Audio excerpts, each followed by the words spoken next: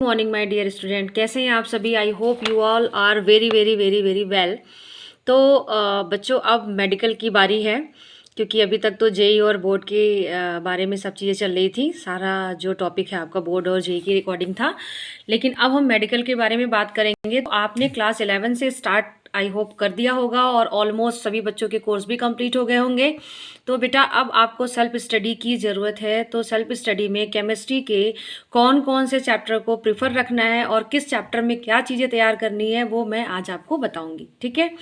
अब देखिए, सबसे पहले हम 11th क्लास के अगर हम फिजिकल केमिस्ट्री, इनऑर्गेनिक और ऑर्गेनिक की बात करें, तो इसमें आपको सबसे पहले प्रिफर करना है क्या?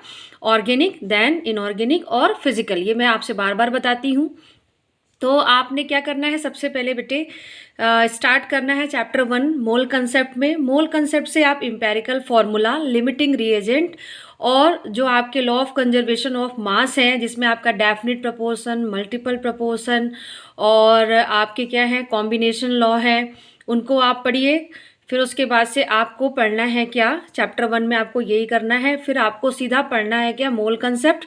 मोल कंसेप्ट को पढ़ते पढ़ते आपको सॉल्यूशन के चैप्टर को भी कवर करना है बेटा, क्योंकि मोलारिटी से एक न्यूमेरिकल डेफिनेटली मेडिकल एग्जाम में आता है ना।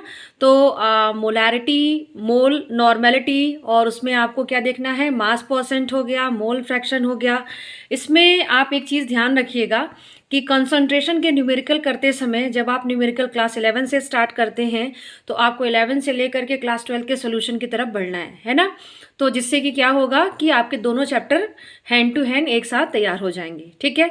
तो मैं दोबारा रिपीट कर देती हूँ। चैप्टर 1 में आपको इंपेरिकल फॉर्मूला, ठीक है, इंपेरिकल फॉर्मूला के बाद लिमिटिंग रिएजेंट।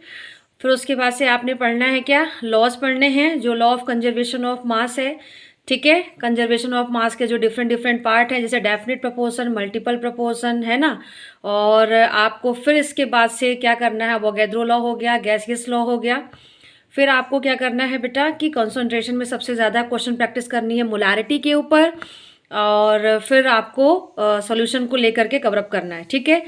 तो चैप्टर 1 की बातें हो गई। अब हम चैप्टर 2 की तरफ अगर बात करें, तो चैप्टर 2 में भी आपको जो स्टार्टिंग करनी है पढ़ने की, वो पीछे से करना है। लास्ट चैप्टर मतलब लास्ट टॉपिक से स्टार्ट करना है।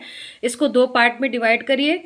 स्ट्रक्चर ऑफ एटम को 2 पार्ट में डिवाइड करने के पीछे लॉजिक क्या है, क्योंकि यहाँ से conceptual as well as numerical दोनों ही तरह के क्वेश्चंस आते हैं।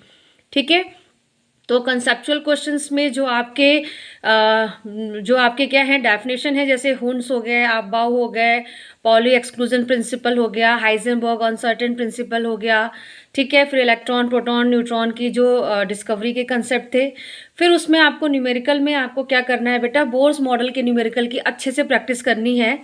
देन आपको देखना है वेवलेंथ, फ्रीक्वेंसी, इनसे रिलेटेड क्वेश्चन, रिडबर्ग कांस्टेंट को भी टच करना है। इस तरीके से करके आप सबसे पहले चैप्टर 1 और चैप्टर 2 को अच्छे से प्रिपेयर करिए। अच्छे से प्रिपेयर करने का मतलब ये होता है बेटा, मेडिकल एग्जामिनेशन के लिए ज़रूरी है कि आपकी एनसीईआरटी की line by line, in text as well as out text, दोनों के क्वेश्चन, दोनों के हर एक टॉपिक आपको बहुत अच्छे से क्लियर होना चाहिए। क्योंकि केमिस्ट्री के लिए मेडिकल एग्जामिनेशन में क्या होता है, एनसीईआरटी कंपलसरी है, एनसीईआरटी बहुत मैंडेटरी है। तो इसको रेगुलर बेसिस में करना है। 2 चैप्टर आप जब फिजिकल केमिस्ट्री के तैयार करोगे, देन आपको मैं बताऊंगी कि आपको पीरियोडिक क्लासिफिकेशन से स्टार्ट करते हुए कैसे अदर टॉपिक को टच करना है। तब तक के लिए आप अपना क्वेश्चन प्रैक्टिस जारी रखिए, और अगर कुछ प्रॉब्लम हो तो मुझे आप कमेंट सेक्शन में बता सकते हैं। किसी टॉपिक के बारे में पर्टिकुलर अगर आपको लगता है कि वीडियो बनाना है तो मैं बनाऊंगी। और आपको फिलहाल तो 2 चैप्टर की अच्छे से प्रैक्टिस करनी है, फिर आगे का मैं बताती हूँ। Okay, thank you, bye bye, best of luck.